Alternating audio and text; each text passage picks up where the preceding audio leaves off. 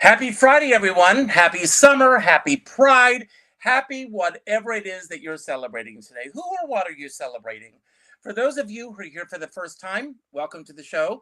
My show is all about celebrating life, celebrating art, celebrating each other.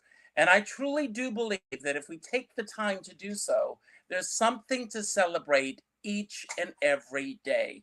And I do try to celebrate as much as possible. I'm very excited about today's show because I have three guests that have been here before and one guest who is making his Richard Skipper Celebrates debut. I have two authors here today who have worked together on this incredible book, Nurses on the Inside. And for those of you who follow me and follow the show, you know that they've been on the show a few times. So we're going to catch up with some new things that are happening in relation to this book and in general. I also have a cabaret legend, and he knows that he's a legend, and everyone who knows him knows that he's a legend. And I also have someone who is running for mayor of Piermont, New York, where I live. So, without further ado, we're going to be talking about ethics today. Ethics in terms of the paths that we're on, how we approach our jobs, how we navigate when the people around us are not ethical. And I'm going to start by bringing on Valery Hughes. Hello, Mhm. Valery. Hello, how are you? It's good to see you again and welcome back to the show. As I said, you've got some big news related to Nurses on the Inside. So, do you want to share this with us right now? Yes, Excuse me, today. just a moment. Oh, I want to say, and I'm going to take you both off camera. Somehow, someone has given Jamie and Chienza the wrong link. oh, So, do you know who they are? no. Okay, so they should not be here anyway. So I'm taking them off. We're going to ban them from the studio, No. and uh, that's you got it. And then let's get rid of. So we won't have any gremlins today. So anyway, I apologize, Valerie. You've got some news to share with us. Yes, today the second edition of our book was published. And we're so excited about this. We rewrote some passages and have some new forwards, and we are so excited about this because it's been off the shelves for a while and people have been asking about it. Um, I wish I could show you the new cover because the cover's changed. Okay. It's more green, less red, but it's the same title, obviously, and the same authors. And the meat of the book is entirely the same. It's just a few details have been changed in a couple of forwards, and one person has very kindly offered to write a preface for us. So um, we're just real excited about it. We can't wait until the actual paper book has been published. Right now, it's only available as an ebook, but it's not going to be too long. So until the paper book has been physically published, and then we're going to shout it to the rooftops because we're so happy about it. That's great. And we're going to bring on Ellen in just a few moments. But, Mhm. you did say to me, I mean, this book is available right now through Amazon. It's And, actually not, that hasn't been for a while. but it is now again. Oh, it is now. Yes, today it is. Yes, it is. Well, I always suggest to everyone watching the show that if possible, you call your local bookseller to find out if they can get it on their shelves, or you call your local library and ask that they put it in there. And I think this is required reading.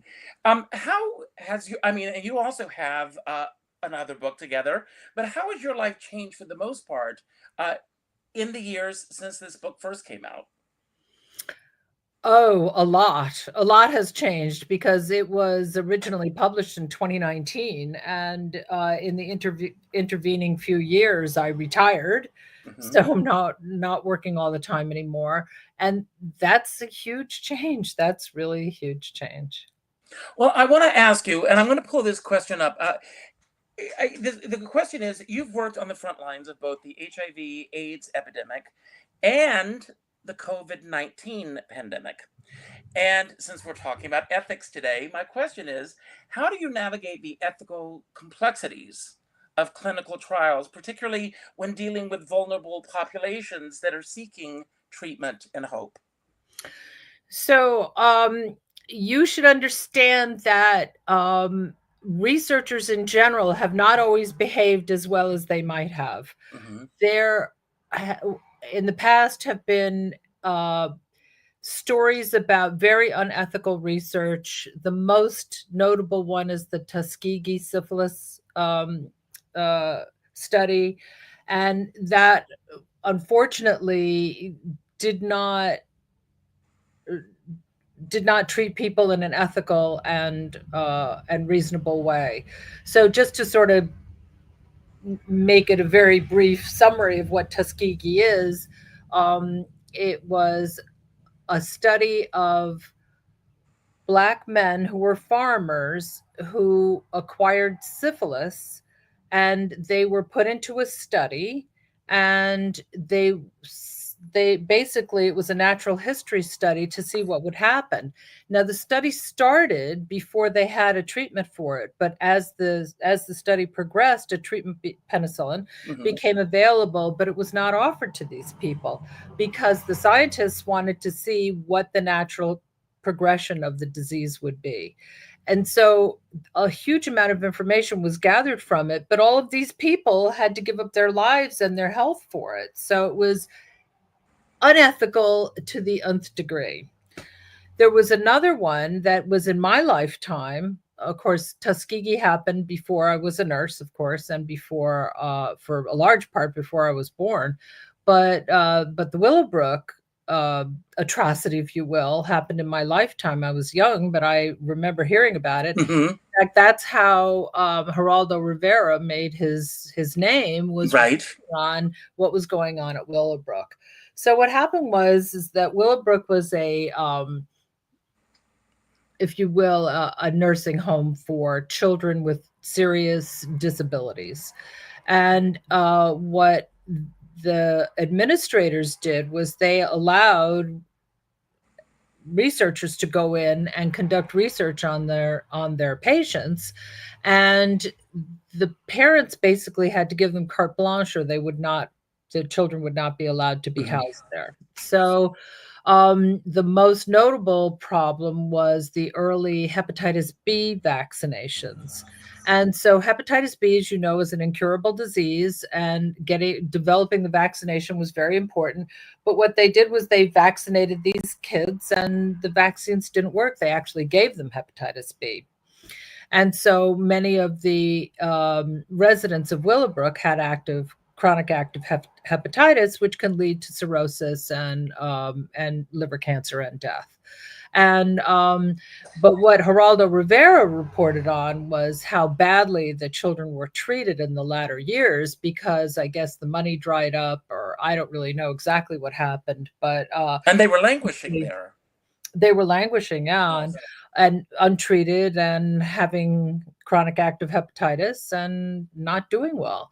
And so those are two examples in the research realm that help to define something called the Belmont Report. The Belmont Report was written basically in response to unethical research, and it's a framework against which all current research is done. And when I say current, I mean for the last 40 years. So at least 30 years. It would have to be from before I started it, because it was one of the first things I had to learn when I started doing clinical research. And there are a few main concepts, and they're very important. The first one is respect for persons, meaning that we respect people's autonomy to make a decision on their own. They are allowed to say yes or no. I want to be in the study. I don't want to be in the study. Hmm. And if you give them all the relevant information, they should be able to make an informed choice. And that's the very first important concept, because that's the basis of informed consent. And the informed consent is the alpha and omega of research ethics. You have to make sure the patient knows what they're getting into, what are the pluses, what are the minuses, and some of the minuses could be really serious. Wow. Well, So- on that, I want to bring on your partner in, I'm not going to say crime. I'm going to say your partner in positivity. I mean, this book, again, when I first read it, I couldn't put it down. I think, I keep hoping that there's a movie or a miniseries or something based on this book at some point. But Ellen, welcome to the show. And thank you. We, as we talked about earlier, it's gone into ebook today. It is available once again on Amazon, where it started. We've talked about this in the past, but if you can share with everyone essentially how you and Valery came to know each other and how the book came to be. Well, Val and I date back to 1979.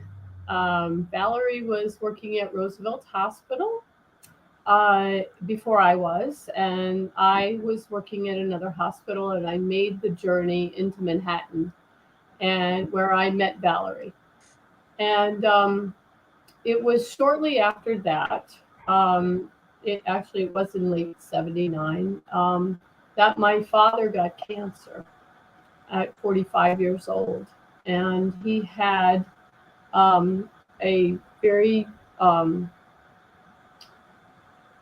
really egregious procedure called a radical neck dissection. He had cancer of the thyroid, which spread to the larynx. And I knew Val had been a fabulous nurse. I always looked up to her, and I wanted her to do private duty, or what we called back then was special my dad.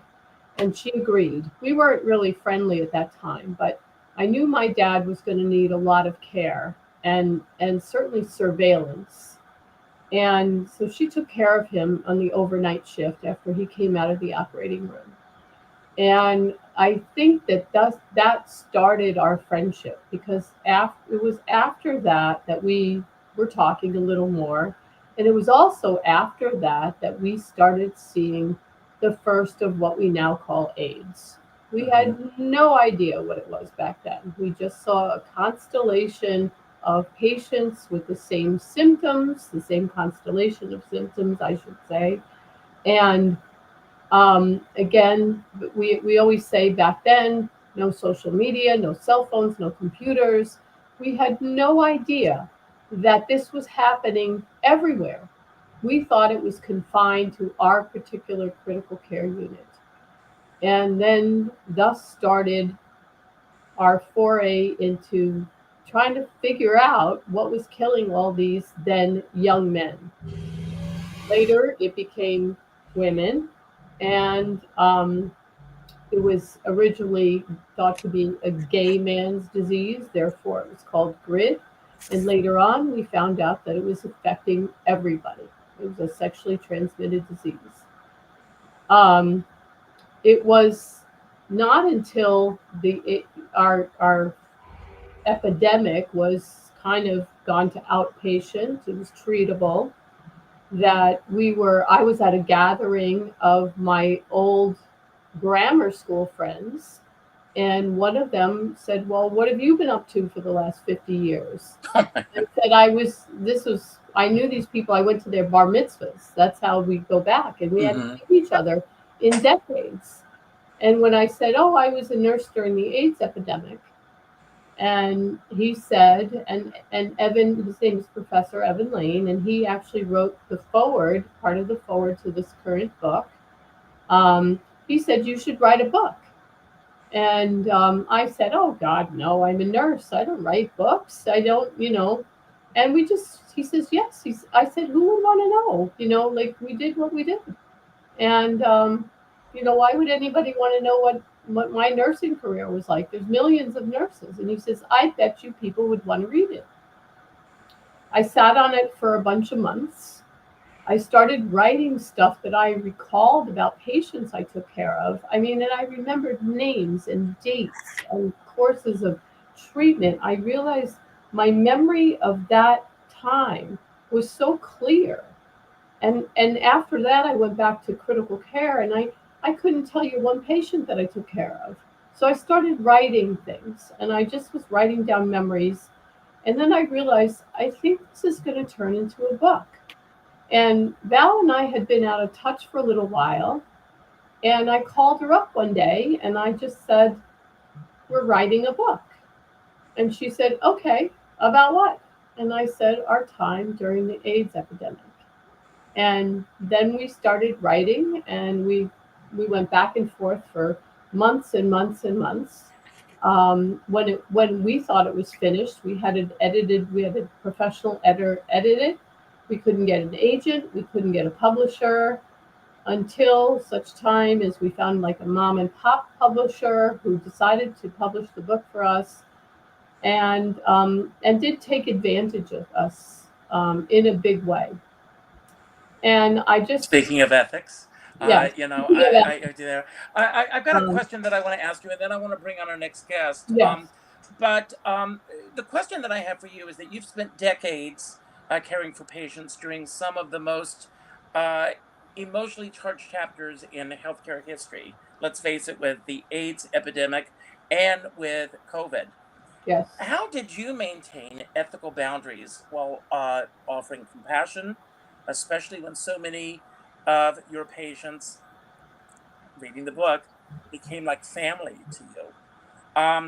And I do want to let you know, if you can adjust your camera because your face is cut off and we can't see the bottom, that's better, so we can see you much better. How did you maintain those boundaries when so many of your patients did become very close to you? And let's face it, for those who are too young to know about that period, so many patients were ostracized by their families and even within the community. People were left them alone, and thank God for the Ellens and the Valerys of the world who were there to be family for them. So, Boundaries. mm, I have to say that I think that in today's world, today's healthcare world, we would probably be considered crossing boundaries that should not have been crossed in becoming so close with patients, becoming friends. We had patients that we socialized with. Um, we certainly had many patients. We attended so many funerals and memorials. Um, we sat by bedsides when families wouldn't come. We came in on off shifts. A lot of our staff did that. So as far as crossing the line, so to speak, yes, I wasn't related to any of these people, but I felt duty bound to be there for them, even just sitting holding hands, if there was nothing else to be done. So some might call that overstepping, mhm. and it might be called that today. I Um, think it certainly would today, but I think in those days there was nobody else to do it. We yeah, just stepped into the void. And it's true in today's world that would be considered overstepping, but Wow. the Well, need was so big then. yes. Well, I want to say God bless both of you, not only for being there and doing all of this, but also for writing this book. And I cannot wait to hear the new version of this. Mhm. Um, we're going to bring on our next guest. We're going to change pace completely. Um, One of my favorite people in this business is back for an encore performance. Mark Nadler will be at the Beachman on Thursday night, and I will be there in the audience cheering him on. So, Mark, welcome to the show. Yay! This is Completely change of pace quite now. an act to follow, these two I women. know. What They've done extraordinary well. women you are. I had a partner who had AIDS, and we were together for 18 years until he passed away. And I'm telling you, without the nurses, it, it, it I honestly don't know what our experience would have been. It was awful as it was, but without the nurses, I honestly just don't know. I just don't know how. Thank you. And Mhm. also, Richard, were you part of Hearts and Voices? Yes, yes. I'm going to ask if you could talk a little bit about that. Yeah, we used to, we cabaret entertainers in the early days of AIDS. Actually, not so early. I think we did this well into the 90s, as a matter of Yes. fact. We would go into AIDS wards in the hospitals and entertain. And this was really early on. It was organized by, who organized it, Richard? Who was the person who organized it? An incredible woman, and I can't remember her name right now. But she arranged that we go into these. Well, I got involved because of Hope Hardcastle. Hope was part of it, but she Yeah. wasn't the person who organized it. I'm talking about a name, Hope Peter Haas was Hardcastle. part of it. Yes. But anyway, we would go into these places where we were told by our friends, don't go into these AIDS wards, you're going to get AIDS. You could get AIDS just by looking at them, was the idea. They didn't say that, but it was, this was the attitude. It was believed to be airborne. At one point. I mean, who knew? Who knew? But anyway, we were not to be daunted. We had a captive audience, and we were going to take advantage of it. That's true. And anyway, we loved singing for these people and entertaining these people, and it always seemed to matter so much to them. And it gave it. I'm sure it did this for you too, Richard. It gave you a real feeling what we do matters. I've always talked about the difference between an entertainer and a performer. And an entertainer, which Mark Nadler, you are, it's always, it's about the audience. I mean, it's always about the audience. And in these moments, you checked your ego and everything at the door, and you went in to make them, hopefully forget for a little bit what they were going through. Well, and it mattered so much to them. It mattered so much to them, for example, that there was a singer named Terry Lynn Paul. She's passed away. Yes. She was doing it with us. And she was a cute little sassy singer with a big voice. Terrific singer. And she used to go sit on the laps of the patients, hold their hands, hold their faces, and sing to their faces. I couldn't do that because I was playing the piano. But the fact that she did this made them feel like they weren't pariahs. Right. And a lot of the singers would do stuff like that. Katie Sullivan was doing it with us. She would do that sort of stuff. I mean, it was Marta Sanders. Marta. Yeah. But I remember KT sitting on the guys' laps, and they had to move their IVs so she could sit on their laps. Well, Mark, I want to ask you, I mean, you've got a show next week. And the question that I want to ask you, since we're on the subject of ethics today, when I think of Richard Rodgers, for example, Richard Rodgers was a stickler for his music being performed as he wrote it. And Celeste Holm, who was a good friend of mine, Leslie Ann Warren, Leroy Reams, they've shared stories with me about how difficult it was singing his songs in the presence of Richard Rodgers because he was such a stickler for wanting things to be done the way that he wrote it.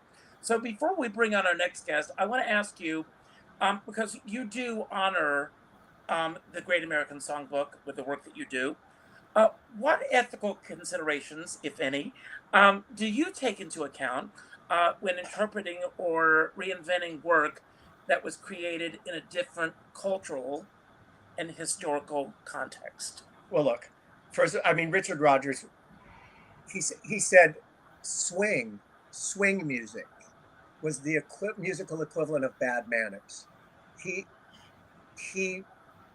But he came up at a time when the Broadway songs and the songs that the Broadway composers were writing were the popular songs of the day.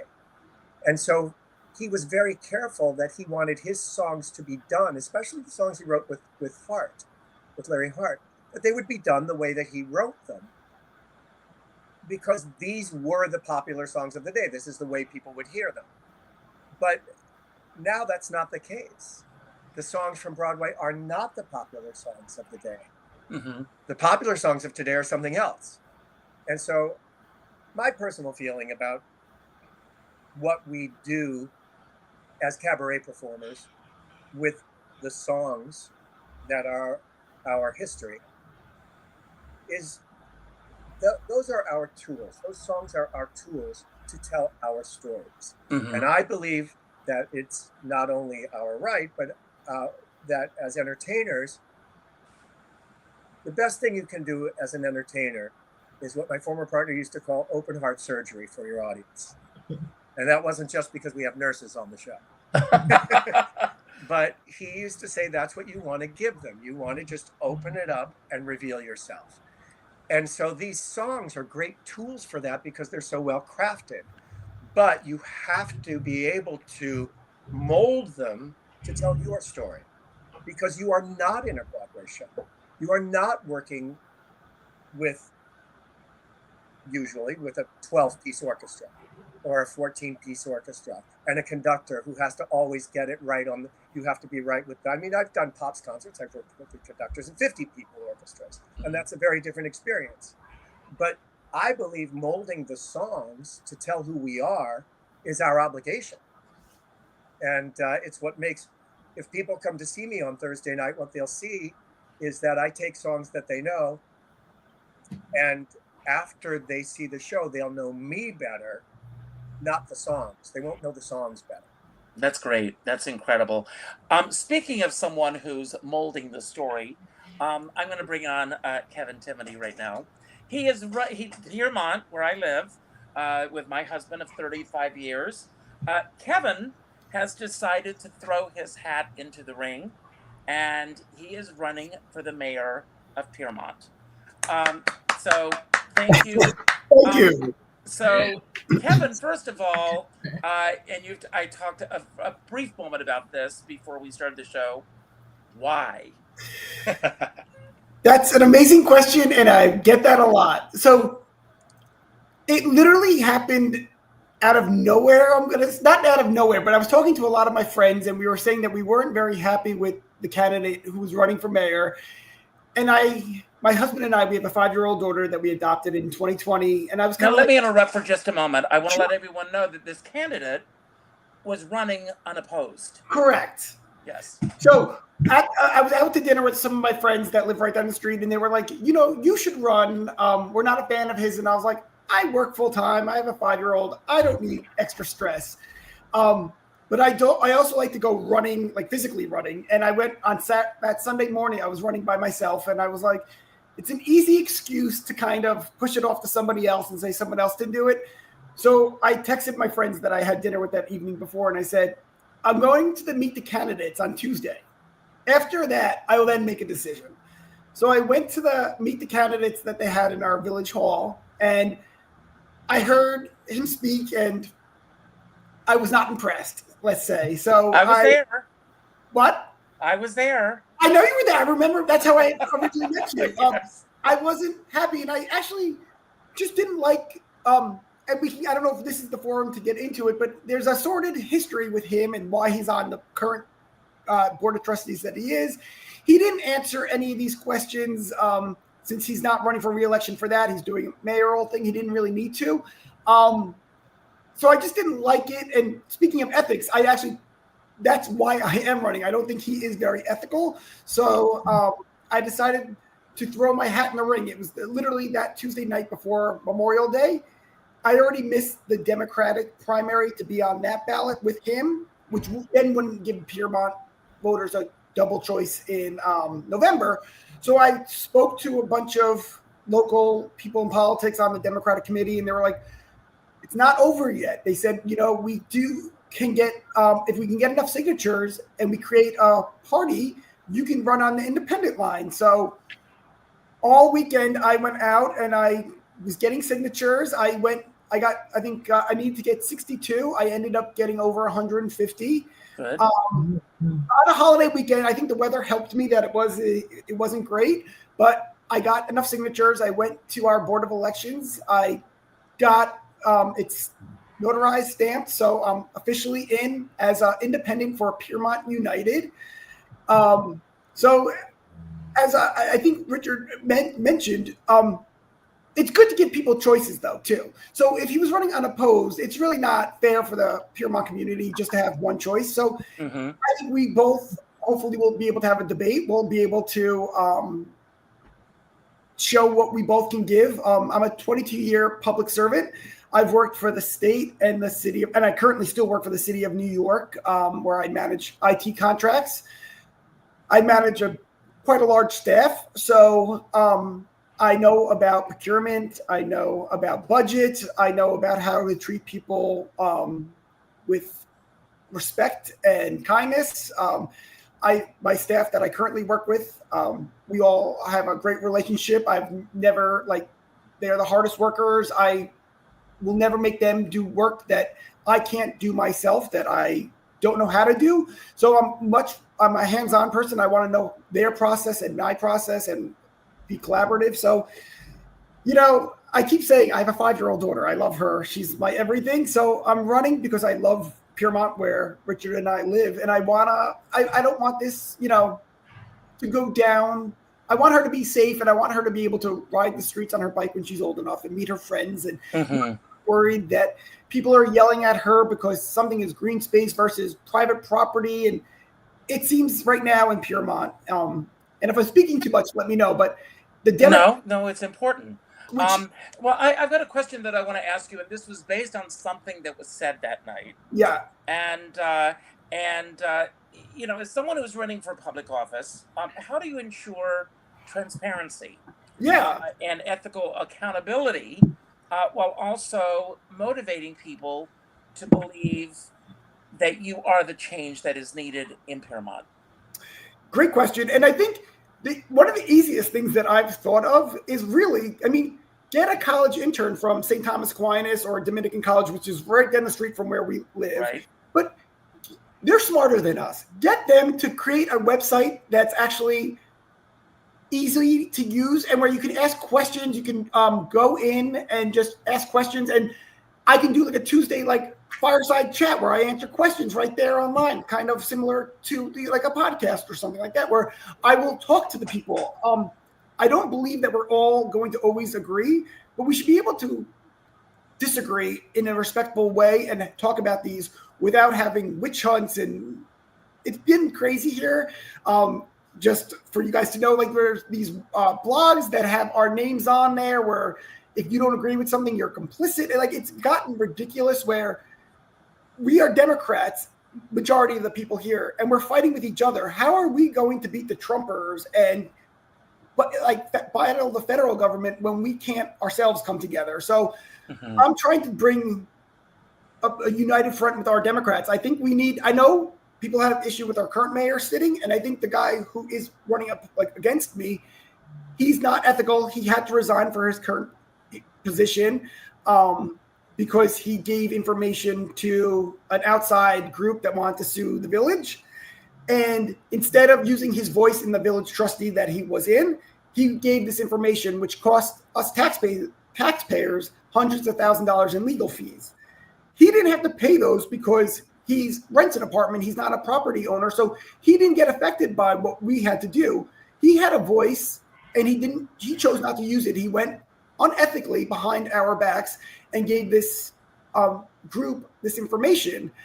So that's upsetting to me. He was able to get back onto the ballot because all the paperwork was already in process, all stamped, and he was running unopposed in that village board line. So 4 months later, he got back on without any repercussions. There was no investigation because he did the resignation. So I don't want, and again, it should be a drinking game every time I say my 5-year-old daughter, we take this. I don't want someone like that to be my mayor where, I already have a horrible president. I don't want someone like that where they just do what they want to do and be mayor. So I'm trying to teach my daughter values of and transparent and a good person. So that's why I am running.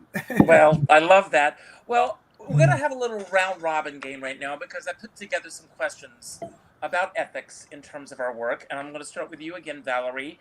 And the question is, do you believe that ethics and ambition, maybe I should ask Kevin this question, but I'm going to ask you, do you think that ethics and ambition can coexist in today's professional world?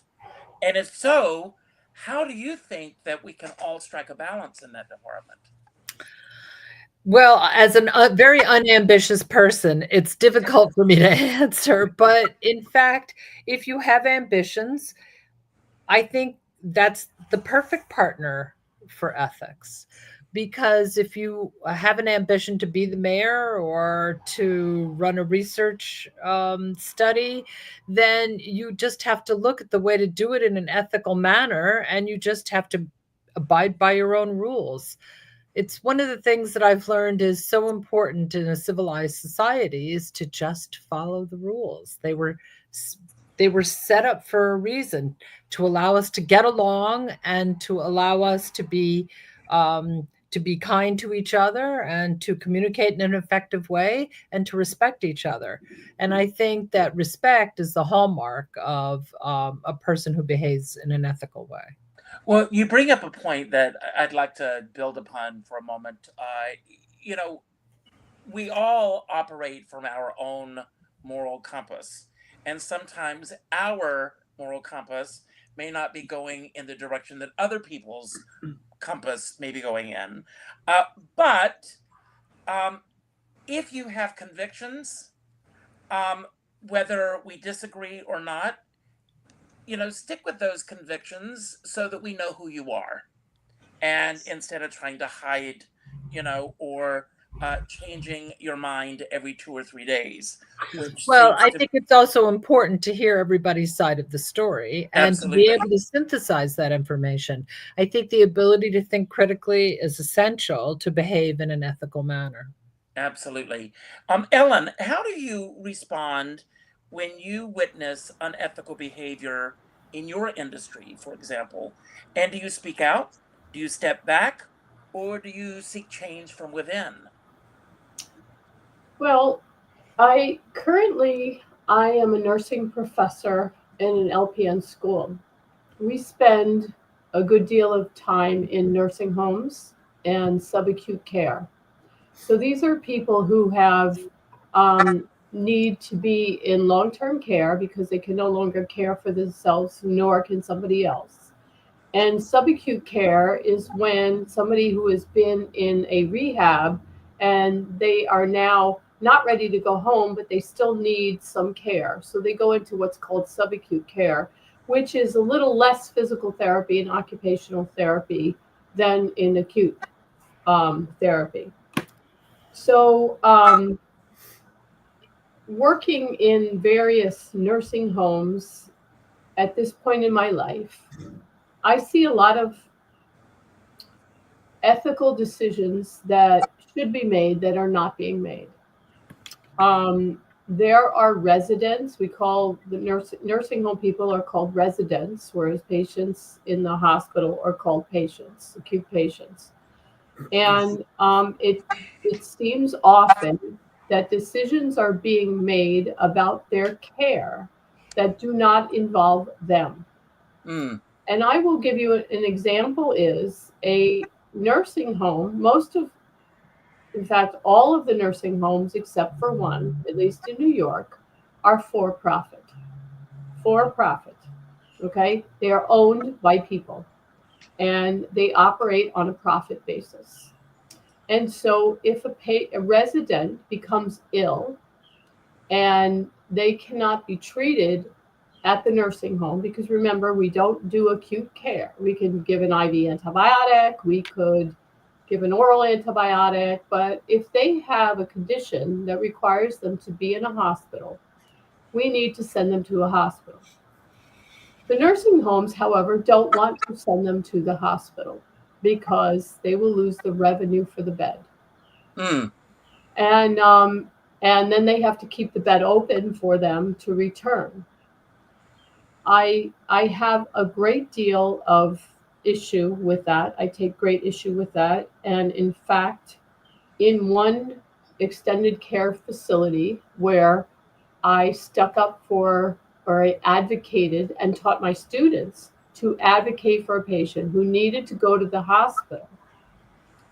Later on down that semester, in the first semester, the administrator called the school and asked that I not come back and teach in that facility. Wow. And I was shocked because here I thought I was doing right by the residents. But unfortunately, we see this everywhere in long-term care. the beds need to be full or they don't make any money. And I still, to this day, now I'm in a Nassau County Medical Center, which is an acute care center, and I see some similar things happening. Where, remember, I'm in a teaching hospital, so there's residents, senior residents, there's all different levels of residents, and they are kind of arbitrarily making decisions for patients who cannot make decisions on their own, rather than trying their best to find a family member, a friend, somebody else to step in and say, okay, this is what he would want, this is what he wouldn't want. So you have doctors making decisions for patients to get certain therapies or invasive therapies, and they are not including the patient or any family member. And I have to, I keep some of it in because I don't want to, in front of my students, say, this is ridiculous. This is ridiculous. So I sometimes will go to the head nurse. Remember, I don't work there, so I can't have a huge voice as I want to.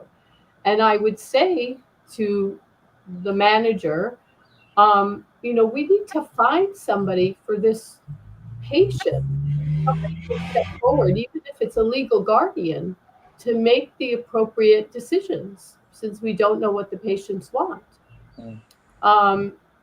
There is so much going on right now between long-term care and acute care that violates every ethical standard that I have stood for my entire life. Wow. And, I do what I have to do. We take care of the patients to the best of our ability. We, because LPNs do different things from RNs. So we bathe them, we walk them, we get them ice water. We, sometimes can give some medications, but we listen to them. That's the thing that we do best. We sit there and we listen to what they need to say.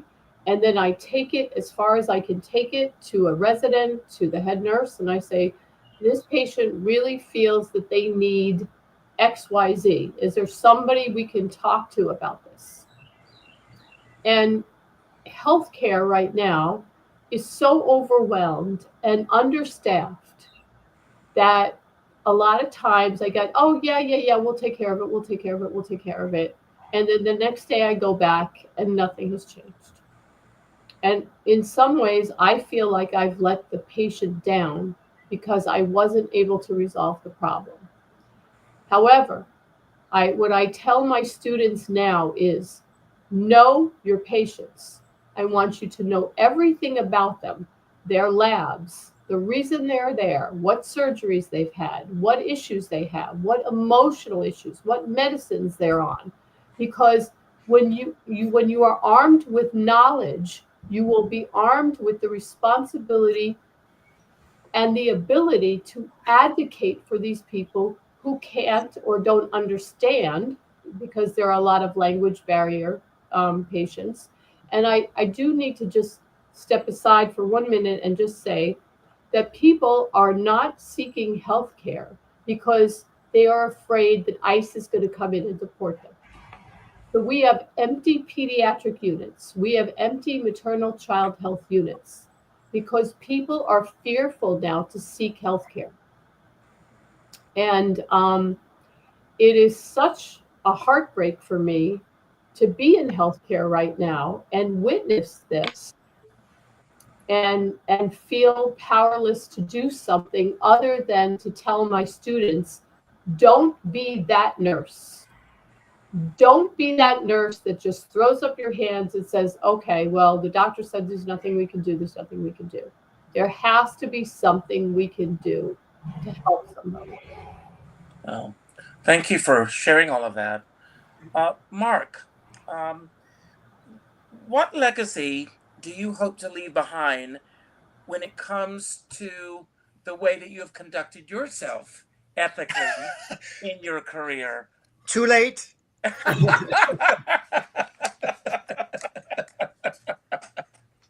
That's out of my control.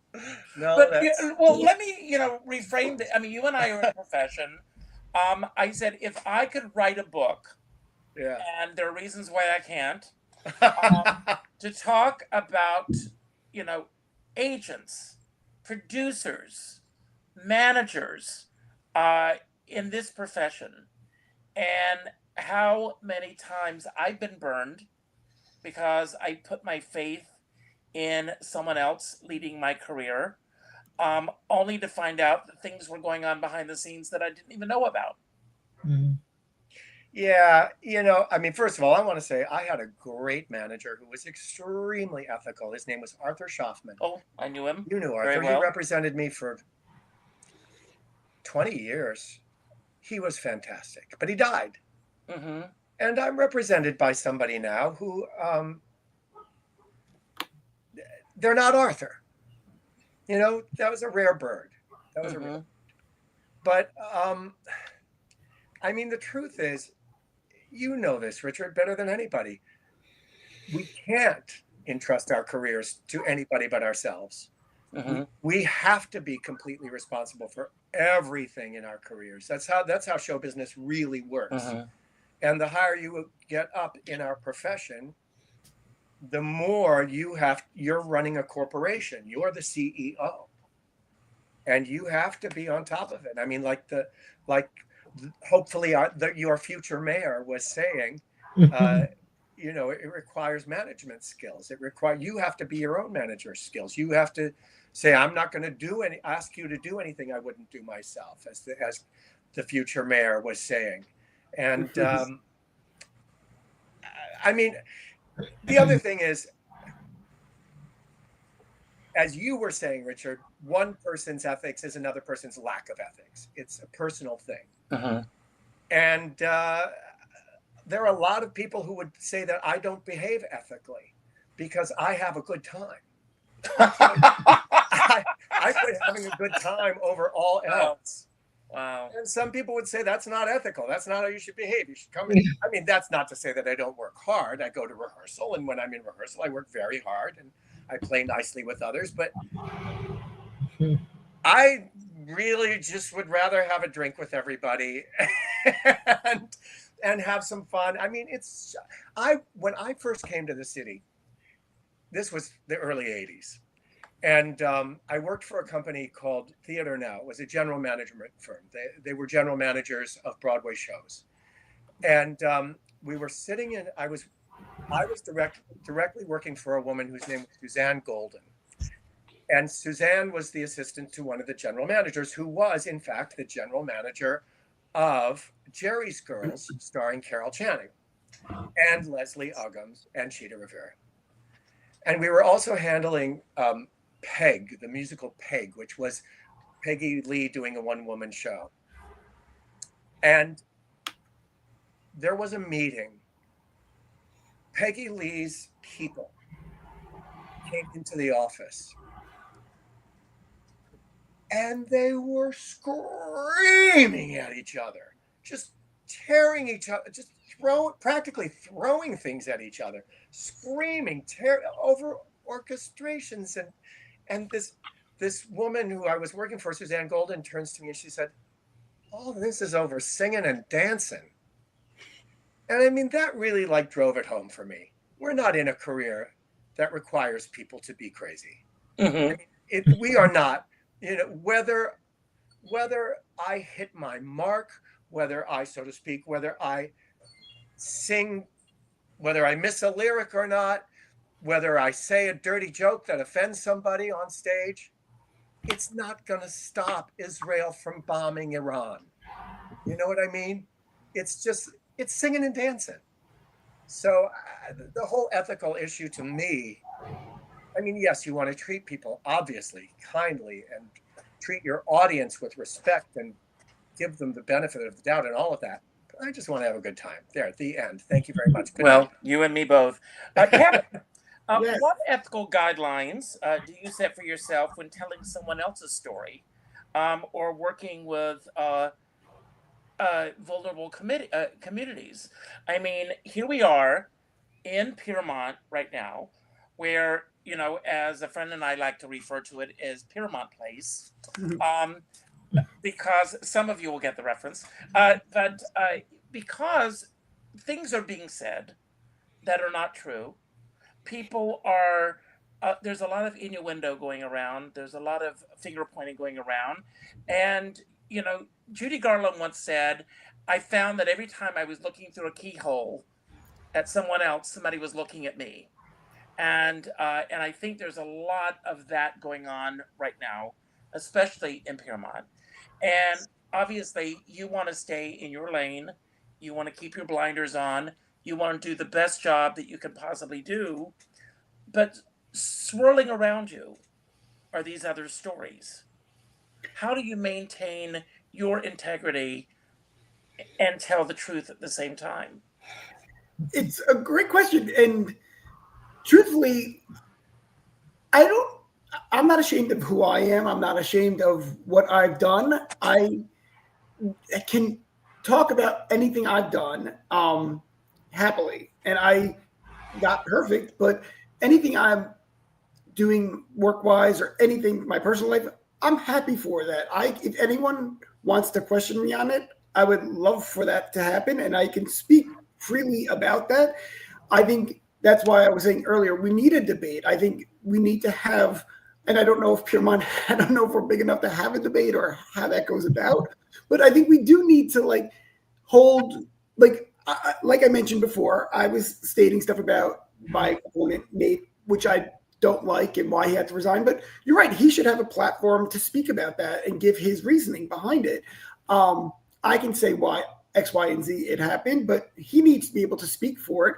But it needs to be in a forum where I should be there. And I'm like, yeah, are you sure that's what, you know what I mean? Like, I don't want recreating stories, and he should be able to do it to me. And I should be able to get questions asked to me. And if someone doesn't like my response, question me on it and make me validate it. I think there needs to be an open, transparent discussion. We live right now in a world of social media where there's everything out there. We got AI creating things. We need to now be in public with ourselves so we can know what is the truth and what isn't, because you have all these outside forces.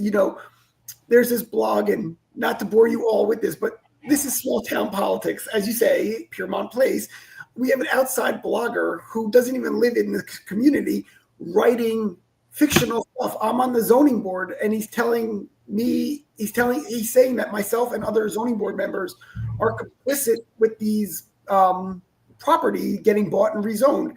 It's actually not true. We never saw it. Nothing's come to us because the property owners haven't sold anything yet. So nothing's come to us, but there's pictures of my face on a website and everyone else on the zoning board saying complicit. And it's this fear mongering that's got to stop, because it sounds like this guy needs a good writer, though. I mean, honestly, that's not very juicy. No, well, that's it. I mean, if they're going to make shit up, don't you think that they should really make good shit up instead of something like exactly. that? Have that guy call me, will you? Because I have to rework him. I have to totally rework him. He wouldn't get past an 8-episode season. Like, it's not 8 episodes. He wouldn't get past the pilot. I was going to say, just a few days ago, an email went out, and it said that certain people that were running for office were doing certain things that were unethical and everything. I think you know the letter that I'm referring to, Kevin. And I said to the person who sent the email to me, I'm not saying that this person was the one who instigated the email, but I said, name names. I want to know who these people are that you're referring to in the email, and I want to call that person. And I want to say, did you do these things? And if you did, why did you do them? And if you didn't do these things, I want to know why people are saying that you did these things. 100%. And I think the person who wrote that email is just nervous to say a name because they don't want to be on this website getting attacked as well. But that's right. We're living in a culture of fear where they know that this blog will live on forever, where people are just writing these nasty things about them. And I don't think they're equipped for it. So yeah, it's like they're living behind this mask of undisclosed recipients but they're scared. And I don't even know if I should name names, because I mean, I don't mind saying it, but at that same time, am I being ethical to breaking that person's trust? But like, yeah, I don't want to break. Well, I want to say, speaking of debates, we can do it right here on this platform. Everyone who's watching out there, come on the show and we'll talk about it. Yeah. I mean, we are going to run out of time, and I want to be respectful of all of your time. So I'm going to give each of you a chance to have your final word. It can be about anything that we spoke about today that you want to build upon, anything that we didn't talk about that you wish that we had, or just any final word that you want to leave anyone with, whether it be on topic or off topic. It's your moment to have your say. Valery and Ellen, thank you once again for this incredible book. And everyone, call your favorite bookseller, library, ask for it. I also want to mention Thursday night, join me for Mark Nadler back at the Beachman. And his front will be at the Beachman as well. So, and I will be there. And Kevin, you have my endorsement. If there's anything I can do to help you in any way, reach out. And if anyone wants to try to change my mind, come on the show and let's talk about it. So I'm going to give, like I said, my final word of the day is I end all of my shows with the same message. Go out and do something nice for somebody else without expecting anything in return. I want all of you, all of my guests on the show, everyone watching, go to your database, your email list, whatever it is, and the third name that pops up, reach out with a phone call. Not an email message, not a text message, a phone call. And let that person know the impact that they've made on your life. A lot of you know this. I left social media at the end of February without looking back, and I don't miss it. I've got to focus like I haven't had in a long, long time. So just do what's going to work for you and operate from that compass that's going to make you who you are. And I also want to put it out there that I too will be back at the Beachman on August 22nd. And if you're available, come and join me and we'll celebrate any way that we can.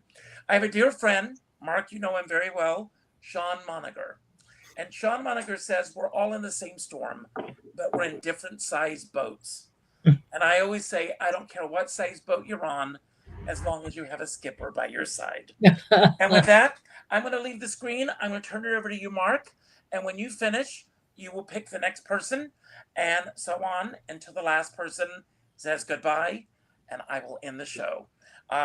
Reach out to me with any questions, comments, suggestions you have about today's show. Thank you. And Mark, it's all yours. The last thing I want to leave you with is come see me Thursday at 7 o'clock at the Laurie Beachman Theater. I don't know if there's a link here to buy tickets, but you go to it will just interrupt, Mark. The link will be on the YouTube channel. So goody. Yes. So I don't have to say it because I don't even know what it is. Go to the Laurie Beachman Theater. Actually, go to the West Bank Cafe website. Right, West Bank. That I do know. WestBankCafe.com. Click on the link, and Thursday night, Mark Nadler. Get tickets if you can. Yeah, it does sell out. But last word. It's been a pleasure to meet all of you and to spend this hour with you and to hear your stories. And there are now 3 people with whom I am fascinated that I was not fascinated when this began. Yeah. So thanks for the party, everybody. And now I hand it over to Valery. My last words are Happy Pride. It's very short. And I'm going to leave it to Kevin. Oh, thank you, Valery. Well, Ellen, I was going to thank everyone for what a wonderful time and learning so much about you guys. I think what the work you and Valery have done is truly amazing. You guys are beautiful people inside and out. And I'm just happy to have met you. And I'm glad I have a new book to read tonight. So best of luck. And I love you guys. And I'll see you soon, hopefully. Thank you. Thank you. So I wanted to piggyback off of something Richard just said about doing something nice and not expecting anything in return. And I think what I'd like to say is have silent victories as opposed to public victories in wherever you are. It's very easy to try to take public credit for things that you've done, but it doesn't lift anybody up except for yourself. And having a silent victory, meaning accomplishing something, but giving the credit to everybody, your team, wherever you work, giving the credit to everybody will lift everybody up. And so I thank you, Richard, for having us again. I love you. I am so grateful to have known you, to know you going forward. And I loved meeting everybody, and thank you so much.